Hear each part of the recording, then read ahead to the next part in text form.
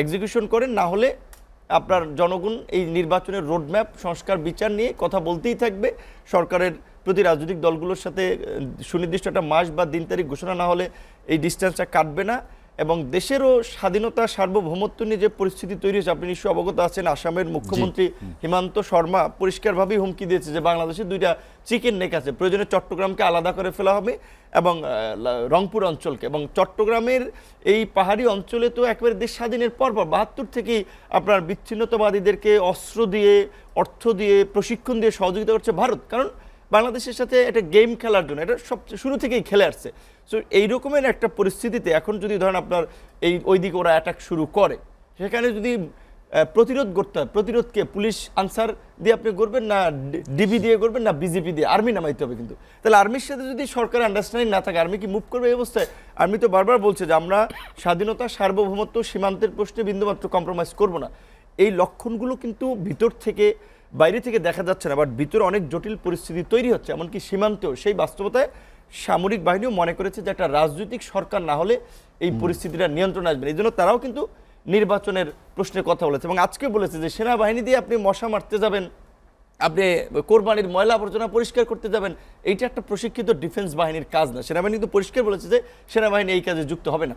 তো এই বাস্তবতায় আমরা প্রধান উপদেষ্টার কাছ থেকে জাতির উদ্দেশ্যে একটা ভাষণ বলেন, যেহেতু একটা জটিল পরিস্থিতি তো তৈরি হয়েছে, সেখানে একটা দিক নির্দেশনা আমরা আশা করেছিলাম, তো আমরা তো সেটা পাইলাম না। আজকে তো বোধহয় উনি চলে গেছেন দেশের বাইরে 4 দিনের জন্য।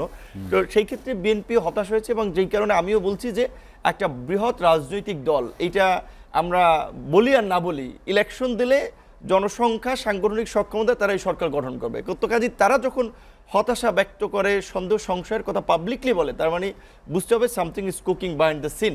সেই জায়গাটায় আমি মনে করি সংকটটা কাটে নাই, এখন ঘনীভূত হওয়ার দিকে যাচ্ছে। অনেকগুলো কথার মাঝে এটাও বলেছিলাম যে স্যার, আপনাকে তো এই 8 অগস্ট দায়িত্ব নেওয়ার সময় অল পার্টি সমর্থন দিয়েছিল এবং বাংলাদেশের ইতিহাসে বোধহয় এরকম আর কোনো গভর্নমেন্ট বাম ডান রাজনৈতিক অরাজনৈতিক ব্যক্তি প্রতিষ্ঠানদের সমর্থনটা পায় নাই। আপনি একটা নিরপেক্ষ জরিপ করে দেখেন যে ওই সমর্থনটার এখন কি অবস্থা। আর বাজারে একটা কথা বলা হয়ে থাকে, ওইটাই বললাম যে আমি নিজেরটা জোন্ডা দিয়ে বললাম যে আপনারা এই ছাত্র আন্দোলনের কতিপয় নেতৃবৃন্দ যে দলটা গঠন করেছে, এখানে আপনারা প্যাট্রোনাইজ করতেছেন। তো সেই ক্ষেত্রে 2জন যে ছাত্র নেতা উপদেষ্টা আছে, তাদেরকে রিজাইন করা দরকার সরকার নিরপেক্ষতার প্রশ্নে। তো এই সমস্ত বিষয়গুলোতে যেটা বিএনপি বলল যে আমরা মিটিং হইল কিন্তু পদক্ষেপ তো দেখি নাই। এখন ধরেন এইখানে যতই বলা হোক এর আন্দোলনকারীর প্রতিনিধি এসে, এগুলো বোগাস, পাবলিক এত বোধায় না। পাবলিক তো বুঝে এগুলো যে আসলে আপনার যে এনসিপি যদিও নতুন দল, স্বাভাবিক একটা রাজনৈতিক দল প্রতিষ্ঠিত হয়ে নির্বাচনে ফাইট করতে, ওইটা মিনিমাম 1 যুগের সাধনা। কিন্তু তারপরেও এই কথাটা আসতেছে এবং নতুন দল হলে তাদের একটা আধিপত্য বিভিন্ন ক্ষেত্রে দেখা যাচ্ছে, যেই কারণে বিএনপির মতো বড় দলও কিন্তু এই অভিযোগটা বলেছে। 3জন উপদেষ্টার পদত্যাগ চেয়েছে। আমরা 2জনের উপদেষ্টা, ছাত্র উপদেষ্টা, পাশাপাশি ঢাকা উত্তরের প্রশাসক এজাজের, হিজবুত তাহরিরের 5 নম্বর নেতা এবং এনসিপির নেতৃবৃন্দকে তিনি মূলত ঢাকায় রাজত্ব করার জন্য বিভিন্ন কার্যক্রমে যুক্ত করার মধ্যে দিয়ে প্রতিষ্ঠা করার একটা দায়িত্ব নিয়েছেন, যেটা দক্ষিণে ইশরাক সাহেব আদালতের রায় পাওয়ার পরে এই কারণে বসতে দেয়নি যে ওখানে প্রশাসক দিয়ে আলটিমেটলি এনসিপির নেতৃবৃন্দকে বিভিন্ন কাজকর্ম, ব্যবসা বাণিজ্য তারা প্রতিষ্ঠিত করতেছেন। তো এখন এইটা তো অন্য দল সমর্থন করবে না, তাহলে এই বিষয়ে সরকার পদক্ষেপ দেখি নেই। আমরা আমার কথা বাদ দিলাম, যে সমস্ত দল নির্বাচনের দিন তারিখ চাচ্ছে ওইখানে স্পষ্টতা নাই। সংস্কার বিচারের যেই আলাপটা দীর্ঘদিন ধরে হচ্ছে, ওইটারও কোনো দৃশ্যমান অগ্রগতি নাই। 9 মাসে আপনার এখন পর্যন্ত একটা ট্রাইব্যুনাল দিয়ে বিচার চলছে, মাঝখানে একটা ট্রাইব্যুনাল হলো, আর এখন পর্যন্ত ওইভাবে একটা মামলাকে গতি বা ট্রায়ালের পর্যায়ে নিয়ে আসতে পারে নাই। হ্যাঁ, বিচার সময় লাগবে সম্পন্ন করতে, কিন্তু একটু গতি তো আনা দরকার ছিল। 9 মাসে 9,000, এই 28 অক্টোবরের পরে আমি আপনার এই প্রোগ্রামে বলেছিলাম যে নির্বাচন করার জন্য সরকার বিরোধী দলের 32,000 নেতাকর্মীকে জেলে ঢুকেছে, ইনক্লুডিং মির্জা ফখরুল। আর সেখানে আওয়ামী লীগের 9 মাসে 9,000 নেতাকর্মীকে গ্রেপ্তার করতে পারে, বরঞ্চ সাবের হোসেন চৌধুরী তাদেরকে দেখছেন গ্রেপ্তার করে আবার জামিন দিয়েছে। আওয়ামী লীগের বেশ কিছু আরও নেতা গ্রেপ্তার হয়েছে, জামিন পেয়েছে। এখন এইখানে অনেকে আসিফ নজরুল সাহেবকে শুধু বলার চেষ্টা করে, এগুলো সরকারের সমন্বিত সিদ্ধান্ত না হইলে কিন্তু এগুলো আপনার জারি হয় না, জামিন হয় না। আজ সাবের হোসেন চৌধুরী এখানকার এমবেসিগুলোর তৎপরতায় জামিন পেয়েছে, তো এমবেসির তৎপরতায় তো সরকার সম্মতি দিয়েছে। প্রোটোকল অনুযায়ী এখানকার অ্যাম্বাসেডররা ডেপুটি সেক্রেটারি পদমর্যাদার ওই সমস্ত দেশের, আমাদের দেশের সম্ভবত 8 নম্বর প্রোটোকলে পড়বে বা তারও নিচে হইতে পারে। আমাদের দেশের 3 জন উপদেষ্টা যেয়ে আমেরিকান এমবেসিতে মিটিং করে।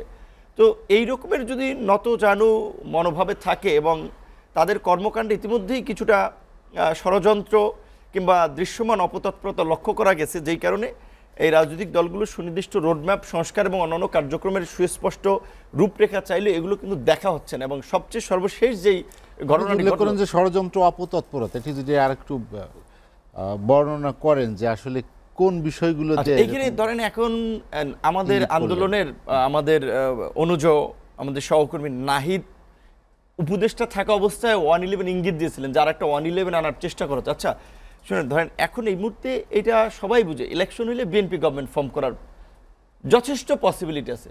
তাহলে বিএনপি কেন এই গভর্নমেন্ট রেখে এই গভর্নমেন্টকে সমর্থন দিয়ে মাঝখানে আর একটা 111 ঢুকাইবে? বিএনপিকে এটা সমর্থন করবে না।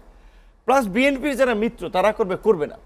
আর এখনকার এই ছাত্র নেতৃবৃন্দ নতুন দল তারাও তো 111 চায় না। তাহলে 111টা ঘটাবে কে? তাহলে এই ধোয়াটা তুলছে কারা? দেখেন ছাত্র নেতৃবৃন্দ এরাই, বা নতুন দল গঠন করছে এনসিপির এরাই। আবার কিছু কিছু নেতৃবৃন্দ বলছে যে নির্বাচন চাওয়া বা সেনা প্রদানের কথা এগুলো ভারতীয় বয়ান। তার মানে যারা নির্বাচন চাচ্ছে কিংবা যারা সেনা প্রধানকে তার পজিশন রাখতে চাচ্ছে তারা ভারতীয় দালাল, এটা প্রুভ করতে চাচ্ছে। তাহলে এই দালাল কারা? ধরেন আমরা বলছি যে পরিষ্কারভাবে এই মুহূর্তে দেশের সমস্ত এনটিটি, পুলিশ, আর্মি, বিচার বিভাগ, আমরা সবাই মিলে নতুন করে বাংলাদেশকে রিফর্ম অ্যান্ড রেকনসিলিয়েশন মধ্যে দিয়ে রাষ্ট্র বিনির্মাণ করতে হবে। তো সেই জায়গাতে সবার সহযোগিতা প্রয়োজন।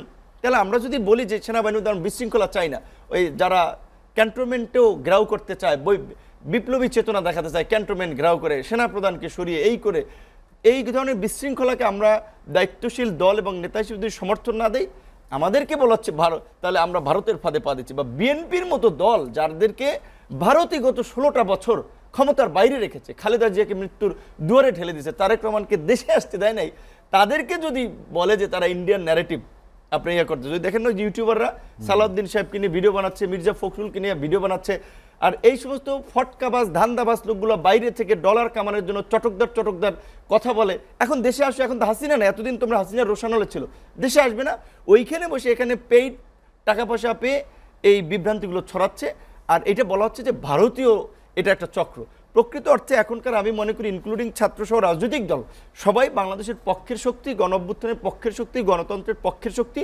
হয়তো নির্বাচনটা পিছাতে চাচ্ছে কেন কিছু কিছু দল, তারা চায় যে তারা একটু দলটা গুছাবে, একটু পয়সাপাতি বানাবে, এলাকায় আপনারা এখন সরকারের সুবিধা নিয়ে কার্যক্রম করবে, তারপরে তারা হাত জাগাইয়া সমাবেশ করবে, তারপরে তারা একটু যদি এমপি টেমপি চেয়ারম্যান হইতে পারে ইউনিয়নের, ওই ধান্দা অনেকে নির্বাচন পেছাতে চাচ্ছে। কিন্তু এইটা ব্যক্তির সুবিধা বা কোনো দলের সুবিধা দিতে যে দেশের যে বড় ধরনের ক্ষতি হবে, দেশের স্বাধীনতা সার্বভৌমত্ব যে বিপন্ন হবে, আমরা উচ্চারণ করতে চাই না। আজকে যদি ধরেন আপনার ওই চট্টগ্রাম কিংবা ওই রংপুরের কিছু অঞ্চল যদি ভারত দখল করে নেয়, আপনি কি করবেন? আপনার পাকিস্তানের মতো পারমাণবিক শক্তি আছে, 140 কোটি মানুষের বিরুদ্ধে আপনি কি দিয়ে যুদ্ধ করবেন? আমরা বলছি ভারতীয় আগ্রাসন আধিপত্যবাদের বিরুদ্ধে লড়াইটা আমরাই করেছি এই দেশে। আমার সাথে ছবি থাকার কারণে চলচ্চিত্রের অভিনেত্রী বাদন ইন্ডিয়ান ভিসা পায় নাই। লড়াইটা কিভাবে করেছি গত 18 সালের পর আপনারা দেখেছেন, সবাই দেখেছেন, টেলিভিশন যারা দেখছে, এটা নতুন করে বলার কিছু নেই। কিন্তু একটা অনেক জায়গায় একটা ন্যায্যতার প্রশ্ন থেকে গ্রামের আঞ্চলিক ভাষা একটা কথা বলে, পাছা দিয়ে পাহাড় ঠেলা যায় না, পাহাড় ঠেলতে হইলে সেরকম শক্তি লাগে, টেকনিক্যাল সাপোর্ট লাগে। তো তাহলে এই যে আপনার উত্তেজনাকর পরিস্থিতি তৈরি করা হচ্ছে সীমান্তে, দেশের মধ্যে বিভিন্ন প্রেক্ষাপটে রাজনৈতিক দলগুলোকে শত্রু বানিয়ে দেওয়া হচ্ছে, এইভাবে একটা ইন্টারিম গভর্নমেন্ট চলতে পারে? আর এই যে সচিবালয়ের আন্দোলন, এই গভর্নমেন্টের কাজ কি? সংস্কার, নির্বাচন, বিচার, সংস্কারের মৌলিক সংস্কারগুলো সবাই জোর দিয়েছে।